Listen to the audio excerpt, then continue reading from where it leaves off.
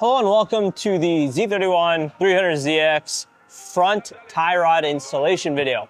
Now we have two sets of tie rods for the Z31. They're the low profile and the adjustable. The low profiles are really not common.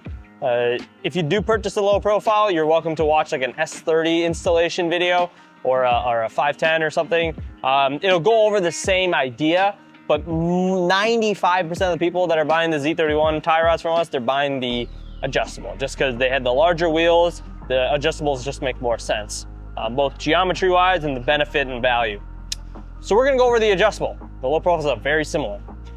We're gonna go over what's included, pre-assembly if you need it, and the overall installation process and the torque specs. So we do have a product overview video already on this, going over what makes sense and color options and all that stuff. If you want to familiarize with the product, go ahead and see that. Otherwise, we're going to go over this, what's included. You're going to get two sets of tie rods. Now they're going to come pre-assembled like this from us, and two sets of adjustable studs with the hardware, spacers, washers, what have you, with those.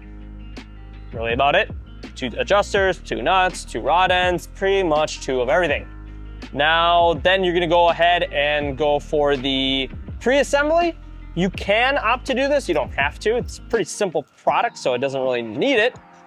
But you're welcome to, to pre-assemble the studs onto the tie rods themselves. Now, the benefit of this is really kind of makes installation slightly better, but nothing too crazy.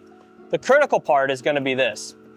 Now, if you zoom in and you notice these spacers right here, you have a long section and you have a curved section. This curve is designed to follow through with this rod end's ball itself. So you want to make sure that the installation follows that. You don't want to have these the incorrect way. This is designed to sit on the ball as such,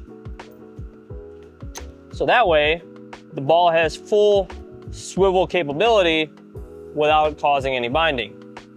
We'll go ahead and bring this up to the camera if that helps. That's it. Let's go to the car. All right, so now we're at the car. We already removed the factory tie rod. We're gonna go ahead and install ours. So pretty much the same process. You're gonna thread this onto the, all right, once that's on there, we're gonna loosen the nut and remove the washer and put that up to the steering knuckle. Give it a little hit so it seats in there, so it makes it so it won't spin, followed by the washer and the nut. And using a 3/4 socket, you can go ahead and tighten the top of that nut down. Now, it helps to push up on the bottom, although sometimes if it does keep spinning, you may just have to give it a little bit of a tap to seat the taper in as much as it can.